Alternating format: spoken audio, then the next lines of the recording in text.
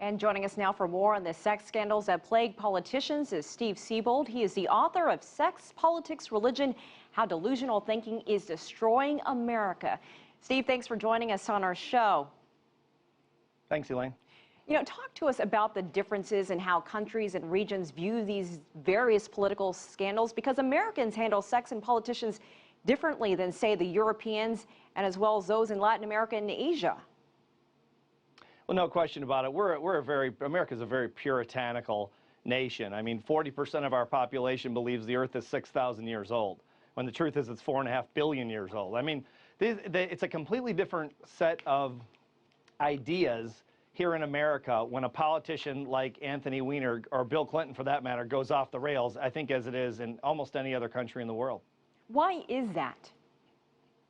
Well, I think I love America, but we're a very emotionally immature country. We're a young country, we're a spoiled country, we're a rich country, we're powerful, and I think that that contributes a little bit to our point of view, our puritanical point of views. We really haven't grown up enough as much as we should have, and that impacts what happens in this country. Well, let's turn across the pond to Dominique Strauss-Kahn of France and former Italian Prime Minister Silvio Berlusconi. Slightly different circumstances there, more than impropriety, because that's mixed in with criminal charges. Is there a blurred line, do you think, between morality and criminality?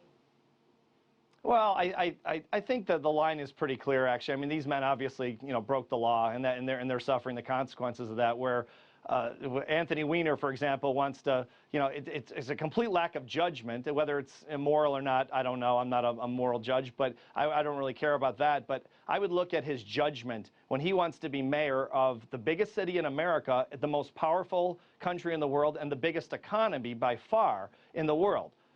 Bigger than France and Italy put together. And that could impact millions of people and even billions of people around the world if a guy like this is making the decisions, or some of the decisions, in the biggest city in the most powerful, largest economy in the world.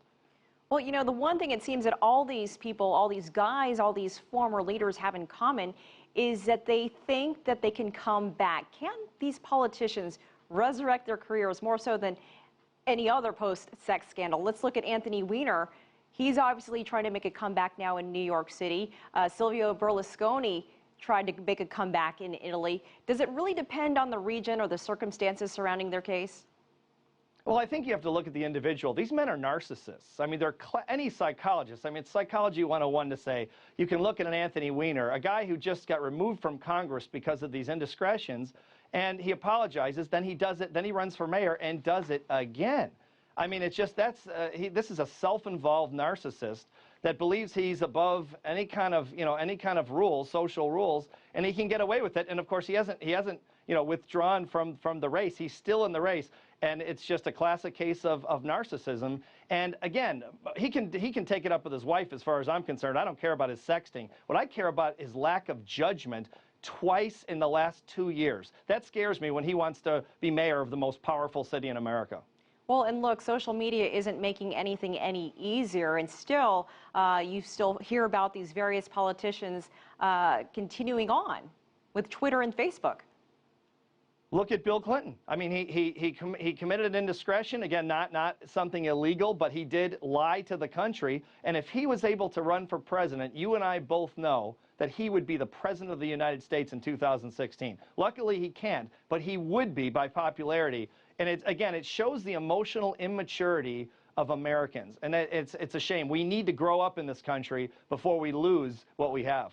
All right, Steve Siebold, we appreciate your time. Thanks for joining us from Chicago. Thank you.